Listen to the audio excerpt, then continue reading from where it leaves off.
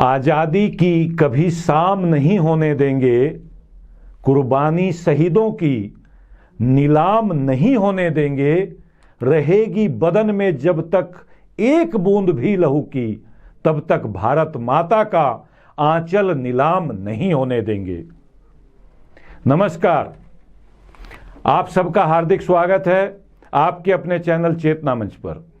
और आप इस समय देख रहे हैं अपना प्रिय कार्यक्रम मंथन। आज एक ऐसा दिन है जिस दिन वर्ष 1897 में प्रकृति ने भारत मां की गोद में एक अद्भुत सपूत को डाला था। एक शानदार बेटे को भारत माता की गोदी में इस प्रकृति ने समर्पित किया था, अर्पित किया था।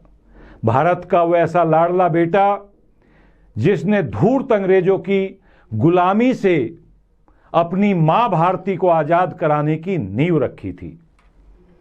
जी हां, आप शायद उस सपूत बेटे का नाम जानना चाहेंगे। भारत माता के उस लाल का नाम था पंडित राम प्रसाद बिस्मिल। आज 11 जून को उस लाडले बेटे का जन्म दिवस यानी जन्म जयंती है। राम प्रसाद बिस्मिल को कुछ लोग ब्राह्मण जाति का बताकर उनके व्यक्तित्व को जाति में एक छोटे से दायरे में समेटने की साजिश रचते हैं। दरअसल राम प्रसाद का जन्म ठाकुर जाति यानी क्षत्रिय समाज में हुआ था। बिस्मिल उनका उपनाम था, यानी उनका उर्दू तखल्लुस था। वे हिंदी, उर्दू, अंग्रेजी के अद्भुत ज्ञाता व उस्ताद शायर थे। इसी कारण चूंकि वो बहुत ज्ञानवान थे, बहुत अद्भुत कवि थे, बहुत बड़े साहित्यकार थे, इसी कारण उनके चाहने वाले विद्वान होने के नाते उनके नाम के आगे पंडित लगाते थे।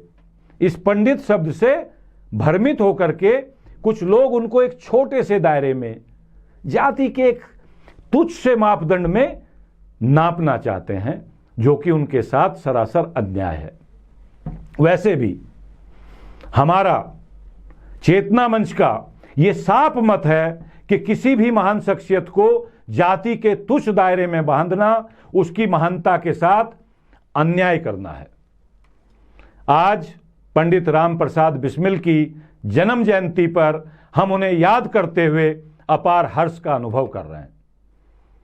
पंडित राम प्रसाद बिस्मिल का जन्म आज ही के दिन 11 जून 1897 को शाहजहांपुर जिले के जेल के निकट स्थित खिरनी बाग मोहल्ले में हुआ था। 19 दिसंबर 1927 को गोरखपुर जेल में फांसी देकर आताताई अंग्रेज सरकार ने उन्हें हमसे छीन लिया था। क्रूरता की प्रकाष्ठा के आगे ना तो कभी उनकी कलम झुकी और ना कभी उनका सर झुका। उन्होंने तय कर रखा था कि अंग्रेजों के सामने उनकी गर्दन नहीं झुकेगी। बहुत कम लोग जानते होंगे कि उन्होंने अपनी मात्र 30 वर्ष की अल्पायु में पूरे 11 वर्ष का क्रांतिकारी जीवन जिया था। हिंदी संवत के अनुसार वे एकादशी, इसमें 11 शब्द आएगा, देखिए, एकादशी, ज्येष्ठ शुक्ल एकादशी संवत 1954 को पैदा हुए थे। संयोगवश अंग्रेजी तारीख भी उस दिन 11 जून थी। उनकी फांसी की तिथि भी पोष कृष्ण एकादशी अर्थात 11 ही थी। क्या अद्भुत संयोग था कि उन्होंने अपने जीवन काल में कुल 11 पुस्तकें भी लिखी। इन 11 पुस्तकों में से 6 पुस्तकें तो उन्होंने स्वयं छपवाई, शेष बची हुई 5 पुस्तकें प्रकाश ने कभी गायब कर दी, खुर्द-बुर्द कर दी।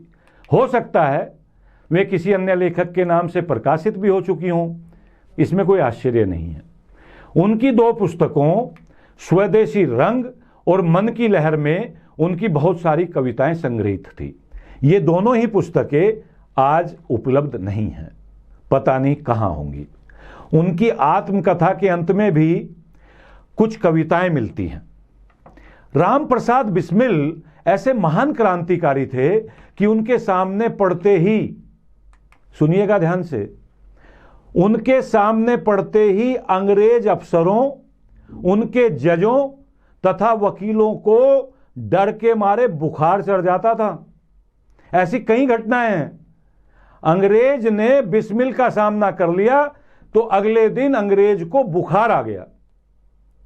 जैसे हमारे देश को अंग्रेजों का गुलाम बनवाने में कुछ तमाम तरह के गद्दारों का हाथ था, वैसे ही हमारे इस लाडले पुत्र राम प्रसाद बिस्मिल को फांसी के फंदे तक पहुंचाने में उन्हीं के शहर में पैदा हुए, शाहजहांपुर में, वहां के गद्दार बनारसी लाल ने गद्दारी करके फंसवाया था।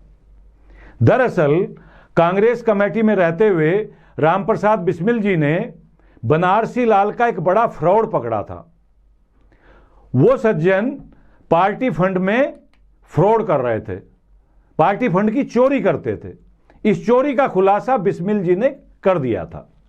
उस पुरानी घटना को याद रखकर बनारसी लाल अंग्रेजों का मुखबिर बन गया और बाद में सरकारी गवाह बना, जिस कारण काकोरी कांड में हमारे अमर जवान पंडित राम प्रसाद बिस्मिल को फांसी हुई। यह फांसी 19 दिसंबर 1927 को गोरखपुर की जेल में हुई। 19 दिसंबर 1927 को हमारे इस लाडले पुत्र को हमसे छीन लिया गया। और छीना क्यों गया? कि एक घर के ही गद्दार ने गद्दारी की थी। वो अंग्रेजों का मुखबिर बन गया था और बाद में अंग्रेजों का सरकारी गवाह बन गया था। यह अलग बात है कि भारत की मिट्टी के कण कण में तथा हमारे दिलों में अमर शहीद राम प्रसाद बिस्मिल आज भी मौजूद हैं। पंडित राम प्रसाद बिस्मिल के साथ एक और अन्याय हमने किया है, बड़ा अन्याय है। आजादी के इतिहास में जो सम्मान उनको मिलना चाहिए था वो हमने उनको नहीं दिया। उनका जिस तरह से इतिहास में जिक्र होना चाहिए था वो करना हम भूल गए। वो तो भला हो देश के एक सुप्रसिद्ध कवि मदनलाल वर्मा क्रांत जी का, जिन्होंने उस अमर शहीद के ऊपर व्यापक रिसर्च की और सरफरोशी की तमन्ना शीर्षक से 3 भागों में एक ग्रंथ की रचना पंडित राम प्रसाद बिस्मिल के जीवन पर की। देखिए, ये उनकी पुस्तक है। इसी पुस्तक में से ये एक हिस्सा है उस पुस्तक का। ये पुस्तक है सरफरोशी की तमन्ना, पंडित राम प्रसाद बिस्मिल, संकलन, शोध एवं संपादन मदनलाल वर्मा क्रांत। ये मदनलाल वर्मा क्रांत की पुस्तक की सीरीज का एक हिस्सा है और इस पुस्तक को प्रकाशित किया है प्रवीण प्रकाशन ने। पुस्तक की कुल कीमत 450 रुपये है। यदि आपको राम प्रसाद बिस्मिल जी को अधिक जानना है, अधिक समझना है, तो मेरा हर देश प्रेमी से अनुरोध है, मैं किसी पुस्तक की कोई यहां मार्केटिंग करने नहीं बैठा हूं, लेकिन यदि बिस्मिल जी को जानना है तो इस पुस्तक को जरूर पढ़िएगा। इस पुस्तक में उनकी कविताएं संकलित की गई हैं। इतनी अद्भुत किताब ये बनी है कि आप एक बार पढ़ना शुरू करेंगे तो पढ़ते ही जाएंगे। चलिए, मैं आपको इसमें से उनकी कुछ कविताएं भी पढ़कर सुना देता हूं। मेरे कैमरे के पीछे प्रवीण जी मुझे इशारा कर रहे हैं समय समाप्त होने का, लेकिन मैं बिस्मिल जी का एक स्वरूप आपको दिखाता हूं। उनकी एक कविता है जिसको वो आरती की तरह गाते थे। उनका गला बहुत शानदार था, सरस्वती मां की अद्भुत कृपा थी उनके ऊपर। आरती देखिए, आप लोगों ने बहुत सारी आरती गाई और सुनी होंगी। इस स्वतंत्रता के दीवाने की आरती का स्वरूप देखिए। इसका नाम, शीर्षक है स्वतंत्रता का आह्वान और यह ली गई है उनकी पुस्तक मन की लहर से। कविता और आरती कुछ इस तरह से है। किया है हृदयासन तैयार, किया है हृदय आसन तैयार, तुम्हारे आने भर की देर है। आजादी की देवी से वो अनुरोध कर रहे हैं, किया है हरदयासन तैयार तुम्हारे आने भर की देर, अगर कुछ वाहन हो दरकार खड़ा है साहस बनकर शेर। अगर कोई वाहन चाहिए ना मां आजादी की देवी, तो तेरा ये शेर बेटा खड़ा है। करेंगे सेवा हम सब दास, तुम्हें देंगे सब भांति सुवास, तुम्हारा लेकर नाम निराशा तोड़कर सारे बंधन पास। सत्य का झंडा लेकर वीर चलेंगे श्री चरणों के साथ, पहनकर प्रभा पूर्ण प्रिय चीर देवी, अब आओ करो सनाथ। ये उनकी पूरी रचना है, जिसको उन्होंने एक बहुत ही शानदार स्वरूप में मां भारती को समर्पित किया और आजादी की देवी का आह्वान किया। वैसे तो इसमें सारी रचनाएं एक से एक अद्भुत हैं। ये उनकी दूसरी कविता है सच्ची प्रतिज्ञा। ये भी उनकी पुस्तक मन की लहर का हिस्सा है। पंडित जी लिखते हैं, वतन के वास्ते हम लाख तकलीफें उठाएंगे, वतन के वास्ते हम लाख तकलीफें उठाएंगे, जरूरत पड़ेगी जान पर भी खेल जाएंगे, जरूरत गर पड़ेगी जान पर भी खेल जाएंगे। बला से तीर बरसे या कि गर्दन पर चले खंजर, बला से तीर बरसे या कि गर्दन पर चले खंजर, मगर रखकर कदम आगे न हम कभी पीछे हटाएंगे। वतन महबूब है, क्या अद्भुत लिखा है। वतन महबूब है अपना, है उस पर जिस्मो जां कुर्बां, मुखालिफ वार कर देखे न हम गर्दन हिलाएंगे। कितने ही वार कर लो अंग्रेजों, हम गर्दन नहीं हिलाने वाले हैं। खुशी से गोलियां खाकर, खुशी से गोलियां खाकर सहेंगे मार सीने पर, ना बाज आए कभी हम सोए आलम को जगाएंगे, हम सोए आलम को जगाएंगे। न डर है जेल का, न डर है जेल का हमको, न खौफ हथकड़ी का कुछ भी, न जिल्लत देख कर भी हम सिकन माथे पर लाएंगे। न ख्वाहिश हमको इज्जत की, नहीं पर वहा जिल्लत की, हकीकत की तरह बिस्मिल हम अपना सर कटाएंगे, हकीकत की तरह बिस्मिल हम अपना सर कटाएंगे। सुना आपने? इन रचनाओं को सुनकर निश्चित रूप से आपके रोंगटे खड़े हो गए होंगे और आप समझ गए होंगे कि पंडित राम प्रसाद बिस्मिल को उनके मित्र पंडित जी क्यों कहते थे।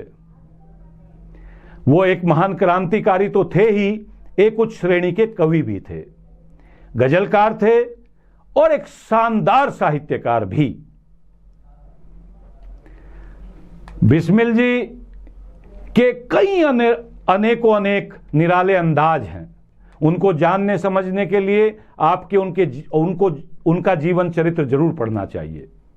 उनके द्वारा फांसी के फंदे पर चढ़ते समय जो कविता सरफरोशी की तमन्ना अब हमारे दिल में है, देखना है कि जोश कितना बाजुए कातिल में है, ये आपने सुनी और पढ़ी होगी। दरअसल ये रचना उनकी नहीं है।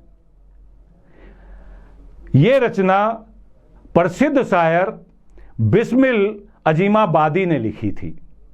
राम प्रसाद बिस्मिल जी ने चूंकि इस रचना को गाया था, इसलिए यह रचना उन्हीं के नाम से प्रसिद्ध हो गई और हम और आप सब इस रचना को अक्सर गुनगुनाते रहते हैं। सरफरोशी की तमन्ना अब हमारे दिल में है, देखना है जोर कितना बाजुए कातिल में है। मित्रों, अब हमें घड़ी की सुई चुप होने का इशारा कर रही है। आप अपना व अपनों का खूब ख्याल रखना, मां भारती की सेवा करते रहना। मां भारती की आजादी को जहां जहां भी खतरा हो, जिन तत्वों से भी खतरा हो, चाहे वो हिंदू मुस्लिम के नाम पर हो, चाहे जाति जाति के नाम पर हो, उस खतरे से सावधान रहना, अपना खूब ख्याल रखना। आपके भीतर बैठे परमपिता परमात्मा को प्रणाम करता हूं। मेरा प्रणाम स्वीकार करें। नमस्कार।